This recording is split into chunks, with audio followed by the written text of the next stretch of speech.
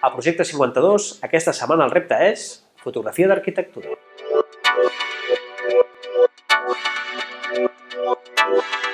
Primer de tot, disculpar-me per aquesta veu tan nasal que tinc. La primavera és molt maca per moltes coses, però pels que som al·lèrgics a vegades no ho és tant. Aquesta setmana us proposo fotografia d'arquitectura, fotografiar edificis que us agradin.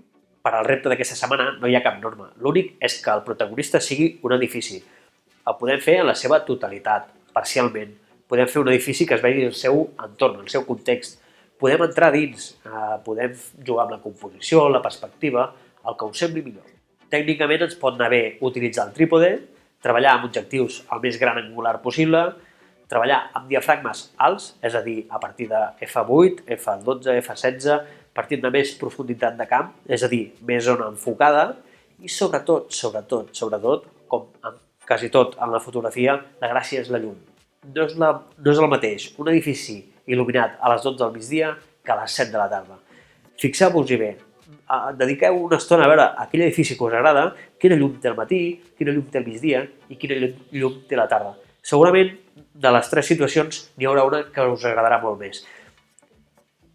Penso que el fet de fixar-se en la llum d'un edifici pot canviar radicalment la fotografia i pot ser que tingui aquella gràcia que potser no tindria de fer una foto normal i corrent. Bé, això és tot. Aquesta setmana el repte és una mica més fàcil que setmanes anteriors. Tinc moltes ganes de veure quins edificis us criden l'atenció i per aquells que vulgueu anar un pas més enllà, us proposo el repte de fer fotos d'edifici nocturn, o sigui, totalment de nit. A veure qui s'atreveix. Recordeu-vos de pujar les vostres fotos amb l'etiqueta Projecte 52 Foto 21, feu un m'agrada aquest vídeo, és important, i seguir-nos a les xarxes socials que creieu, Twitter, Instagram, Facebook.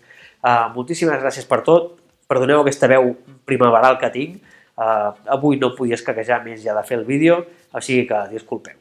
Moltíssimes gràcies per tot i ens veiem fent fotos. Adeu!